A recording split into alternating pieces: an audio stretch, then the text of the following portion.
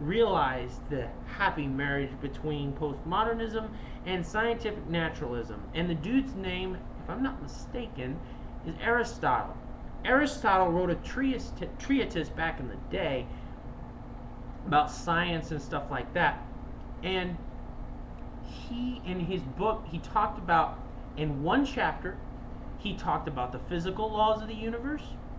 The first section of the book, he talked about the physical laws of the universe. And in the second section of his book, get this, he wrote about the supernatural laws of the universe.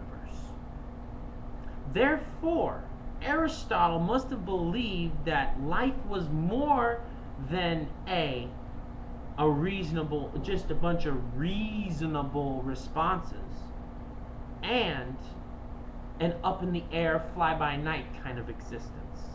I believe that he had a piece of the puzzle, and I believe that he understood the happy marriage between postmodernism and scientific naturalism.